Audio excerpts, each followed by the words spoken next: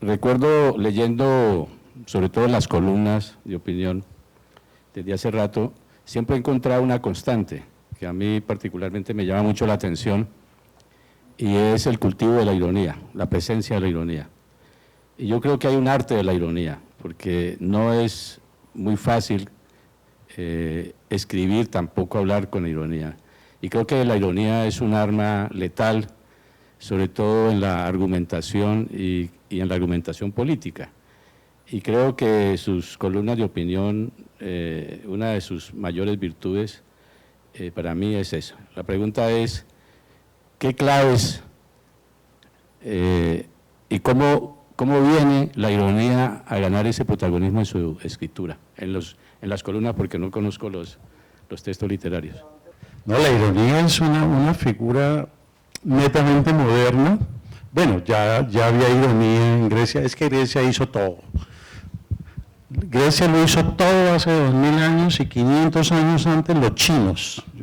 Para que no conocemos mucho de los chinos, pero si hurgamos seguro que hay ironía en la China en el siglo V a.C. Es muy moderna, porque yo creo que la ironía necesita también la caída del hombre. Mientras el hombre tiene todavía una esperanza, un ideal, mientras se cree un animal que puede progresar y alcanzar el cielo, la sabiduría o la paz, no hay ironía. La ironía se produce cuando sabemos que estamos perdidos. Entonces ya no podemos decir frases ejemplares, ya no podemos decir yo quiero tener 1 millón de amigos, ya no podemos decir siembre un árbol, que son cosas muy lindas, pero sabemos que no tenemos derecho ni al amor, ni a sembrar un árbol, ni nada. Entonces tenemos que decir unas frases que son como de un ángel caído, que son terribles, ¿no? pero tienen la potencia y la virtud de que son valientes.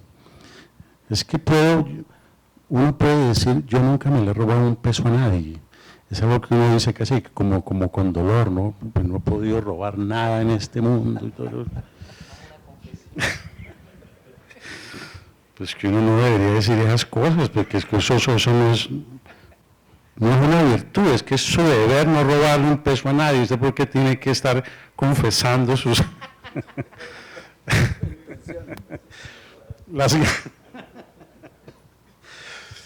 Entonces, cuando el hombre ya es un ángel caído, no le queda sino la ironía. Y es lindo porque es valiente, en vez de estar diciendo esas cosas pues tan nobles, los ironistas ya se enfrentan a su propia miseria.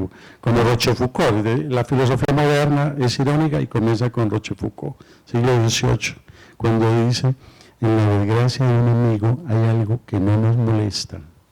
Es precioso, ¿no?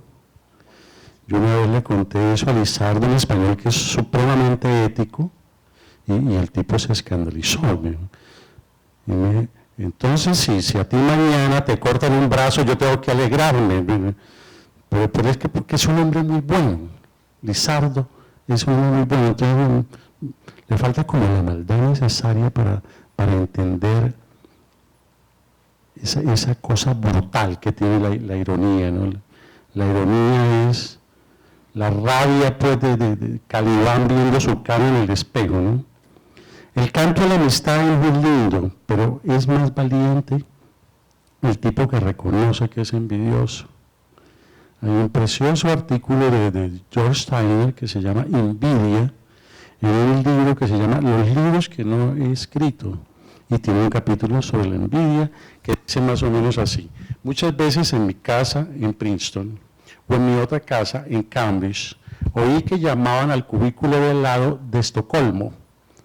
Y me alegré mucho y participé en las fiestas y sentí que había participado de alguna medida en el éxito de ese colega famoso, pero no pude dejar de sentir en el fondo una rabiecita por no ser yo el premiado y por la certidumbre absoluta de que jamás le darán el premio Nobel a un crítico de literatura. Entonces es muy lindo, ¿no? Es muy lindo que alguien diga qué piedra, qué envidia, ¿no? En vez de decir, Hombre, qué bueno que le hayan dado el premio Nobel al soquete de William Ospina y no a mí. Bueno, ¿no? Que eso puede ser muy elegante, pero el ironista es eso, el ironista es un hombre muy valiente y en última de una gran humildad. Creo que ahí está como la potencia de la ironía. En la ironía no es un coach diciéndote cómo triunfar, sino diciéndote somos fracasados y vamos a ver qué hacemos con este montón de cenizas. Yo veo, de entre las muchas virtudes de tu escritura, hay dos con las que yo me quedo. ¿Apenas dos? Sí, no más, porque también soy envidioso. La primera de ellas tiene que ver con tu prosa. Yo sí creo que hay que andar muchos kilómetros a la redonda para encontrar una prosa tan esmerada y tan exquisita como la tuya, que has cultivado a lo largo de los años y que has llegado a perfeccionar como una preciosa herramienta que usas irónicamente o como haga falta. Y entonces uno se pregunta por las fuentes de esa prosa exquisita. Uno sabe que Borges está por ahí, ¿no? Hay cierto modo de adjetivar, ¿no? Cierto resuello borgesiano. Pero me gustaría preguntarte también por otros prosistas que amas y que tienes en tus entrañas más o menos conscientemente. Eso es lo primero. Y lo segundo tiene que ver, el segundo elemento que amo de tu escritura y que disfruto de tu escritura, tiene que ver justamente con eso, con la ironía, con el humor, ¿no? Con esa cierta malevolencia, pero también con una cierta eficacia cercana al aforismo, o más exactamente a la greguería, ¿no? Las que hacía Gómez de la Serna, ¿no? Que son aforismos chistosos para joder a alguien, ¿no? Y yo siento en ese tipo de prosa, en el estilo irónico, ahí está Ambrose Bierce, siento yo un poco también, ¿no? A Gómez de la Serna, a Mark Twain, ¿no? Mamando gallo y cogiendo y fusilando a sus adversarios con chistes, ¿no? Es muy difícil contestar un chiste, ahí ya moriste. O sea, te quedan dos rutas, o eres más chistoso que el que se burló de ti, o le pegas un puño en la cara, no hay más. Entonces me gustaría que nos contaras un poco, que nos compartieras esas fuentes, esos abrevaderos en la prosa y en el humor irónico. Bueno, sinceramente yo no conozco bien los ingredientes de mi trabajo, de mi mezcla. Sí sé que me ha gustado mucho leer a Borges, por supuesto, a Oscar Wilde, a Cioran, aunque lo he venido a leer muy tarde. No creo que Cioran pues, me haya ayudado a formarme, pero sí me ha enseñado como esa mirada retorcida que tienen los ironistas. Yo creo que un buen ensayista definitivamente no puede ser cándido. Después de Auschwitz, después de 20 siglos de infamia, de guerras, ya no podemos tener miradas angelicales sobre el mundo y llenas de esperanza. Pero tampoco podemos como tener como una apología de la miseria ni una apología de la inmoralidad, ¿no? El hecho de que la vida no tenga un sentido muy definido no quiere decir que no estemos obligados a vivir con un sentido moral. El hecho de que hayan tantas cosas relativas no significa que todos los líderes sean igual de malos, que todos los periódicos sean igual de malos, por el hecho de que todos son de cacaos. Yo creo que tenemos la obligación de matizar, ¿no? A mí me gusta mucho cuando hay una combinación de ironía y mala leche, pero también una mirada humana. Eso en los textos me parece muy conmovedor. Alguien que no cree en la humanidad, que sabe que somos oro y lodo, pero mucho más lodo, ¿no? Como Capote, como Bukowski. Pero en mitad de todo hay hay una humanidad detrás de todas esas barbaridades, ¿no? Bukowski vive pues pateando a una mujer, renegando de la vida, renegando del sistema, no hace sino beber y fumar y es un perdido y siempre está diciendo cosas horribles del mundo y en mitad de todo eso siente uno entre líneas una gran ternura, una gran bondad. Esa amalgama, como un autor completamente perdido, descreído, que no anda diciendo pues que tan lindo todo, después de maldecir, como en los tangos, tiene un remate que es amoroso finalmente, ¿no? Denigra a esa mujer, le dice perra, ¿no? Pero luego le dice que aquí hay un pecho fraterno para morir abrazados.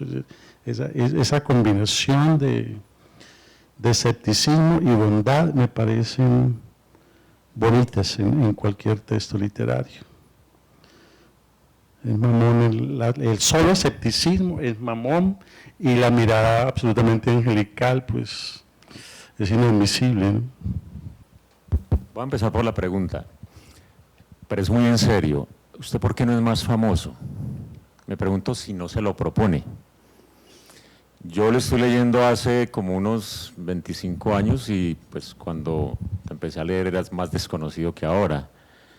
Y yo me preguntaba quién más fuera de mí estaba teniendo la lectura de tus textos. Luego leo a algunos autores colombianos, nombras a Juan Gabriel Vázquez, me parece muy plano, tuvo un gran éxito con su premio Alfaguara, pero pues pareciera que no ha pasado de ahí. William Ospina me parece, además de deplorable políticamente, absolutamente aburrido en la ficción. Y usted habla muy bien y escribe muy bien, pero me pregunto, ¿por qué no es más famoso? Pero no se lo propone, ¿qué hay ahí? Como quiero que me la respondas muy en serio, me gustaría que la tomaras como una pregunta sociológica. Por eso digo Juan Gabriel y digo, bueno, digamos Laura Restrepo, que sí es muy buena autora. No, yo he hecho todo lo posible, créame. He hecho hasta novelas. Escribo en la prensa. Voy a la Universidad del Valle. Me baño, me afeito, todo. Puede ser que soy demasiado bueno, digo yo, pues, no sé, cuando me acosan. ¿Será que soy demasiado bueno? Pero es que Borges es ultra bueno y mira cómo lo bien que le ha ido, ¿no? Entonces el problema no es que uno sea muy inteligente. Yo me he hecho la pregunta, estoy por creer que Dios existe y me odia. Esa puede ser una, ¿no? Responderme en términos sociológicos, esa parte no te la entendí. Yo no sé, el éxito y el mercado es aleatorio y hay gente buena que triunfa, hay gente mala que también triunfa y a mí me ha tocado estar allí como en una medianía. Creo que tengo unos lectores muy capacitados, ¿cómo se dice? ¿No? Unos buenos lectores. Creo que he hecho algunas páginas que son válidas. Creo que tengo un nombre en un buen gremio de lectores de Colombia y eso para mí es casi suficiente.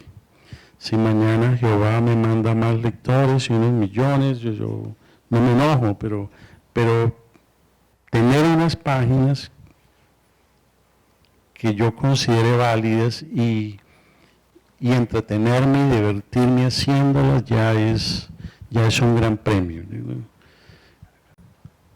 Es decir, estar como cómodo con uno, saber que puedo coger una hoja y en 4 horas voy a tener una página muy legible y que voy a aprender haciéndolo, porque es una cosa maravillosa también cuando uno escribe y es que muchas veces el texto es mejor que uno y hay unas revelaciones allí extraordinarias. Buena parte de lo que uno hace pues ya lo ha pensado, ya lo tenías aquí o acá, pero de pronto como que los ángeles del estilo soplan y terminas haciendo una línea que uno dice, esta línea es mucho mejor que yo. Es que estaba tratando de buscar un texto mientras hablabas, que una columna que escribiste, que creo que se titula algo así como 2 problemas del arte y la literatura, en la que hacías una reflexión que a mí me interesa que desarrollaras un poco ahora para terminar este texto, en relación con el arte, con la ética, en el arte, en la literatura, la relación entre la vida privada de un autor y su obra, y nosotros como lectores cómo nos situamos frente a una obra, por ejemplo, de un autor que tiene una vida privada complicada. Entonces me gustaría que hicieras esa reflexión, porque hay una idea vieja de la literatura que plantea una cierta relación aséptica de la literatura, porque no está comprometida con la vida pública, con la vida del autor, con la vida en general, sino que la obra se define en sí misma y ya. Entonces me gustaría que reflexionaras un poco sobre eso. ¿Cuál es tu visión sobre una probable ética en la literatura? Uy, es un problemísimo, porque uno siempre le da miedo pues volverse un moralista, un censurador. Entonces uno tiene como el pánico de pisar esas arenas movedizas. Esa columna la escribí hace poco y había una mitad dedicada a la inteligencia artificial y la otra mitad era a eso, era arte y moral allí, que es un tema lindísimo. Definitivamente cuando una obra es buena, ¿no? Las canciones de Diomedes Díaz pues son muy buenas, y las películas de Woody Allen también, y las pinturas de Egon Schiele también. Pero definitivamente hay unos pecados en las vidas de esos señores que terminan contaminando la obra, inevitablemente. Uno quisiera ser absolutamente pues impávido y decir, me importa un pepino que hagan esos señores en su vida privada, pero es que uno no puede estar, por ejemplo, leyendo unas bellezas de William Ospina, a quien amo, a quien lo he plagiado pues 1000 veces, y olvidar que está admirando a un monstruo como Zuluaga, como Rodolfo Hernández. Yo les pregunto a cualquiera de ustedes, después de todas las bobadas que ha hecho Vargas Llosa, después de todas las infamias que ha cometido en política, ¿será que uno puede leer esas bellezas desde su obra y olvidarse de lo otro? Yo creo que es muy difícil. Yo no puedo. De pronto, si hubiera una obra, si el pecado estuviera muy aparte de la obra, uno podría seguir leyendo esos autores. Pero es que las obras son muy morales, siempre son muy políticas, entonces uno cómo separa las cosas. Pongo un ejemplo, digamos que uno lee a Walter Lippmann, una brizna de hierba no es menos importante que las estrellas. Es la naturaleza en el centro, es protagónica. Y supongamos que vamos y leemos una biografía de Lippmann y nos damos cuenta pues que tenía un aserradero y una mina extractiva y cometía 1000 pecados contra la naturaleza. Volvamos a la obra de Diomedes Díaz. Tiene una canción bellísima con una hija muy linda y él tiene temor de que a esa niña le pase algo y los hombres le hagan algo. Yo le pregunto a un autor, a un fan de Diomedes Díaz, cuando usted lee esa canción, usted puede oírla tranquilamente y olvidarse que ese señor cogió a la novia de él y la drogaron y la violaron con todos sus guardaespaldas y finalmente la tiraron por allá a un basurero. Uno puede escuchar la canción de Diomedes Díaz a su hija y recordar esa cosa y no juntar las dos vainas, es como berraco, ¿no? Bueno, definitivamente la vida de un autor contamina una obra, uno siempre está mirando de reojo esa vida privada de los artistas, que no es fácil de separar.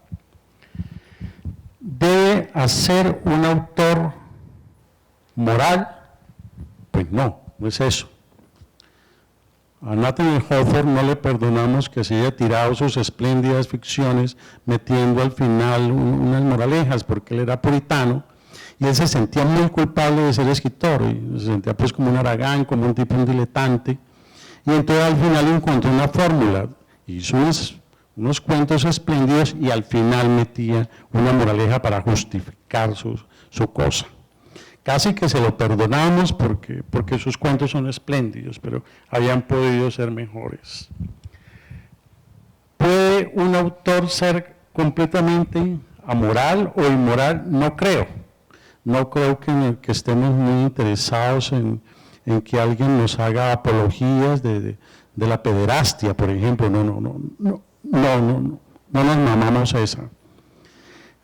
Yo creo que un artista está como obligado a hacer una supraética. Es decir, ya tenemos un código de policía aquí, ya tenemos unos decálogos religiosos acá, y no necesitamos que un autor venga a ser redundante con eso.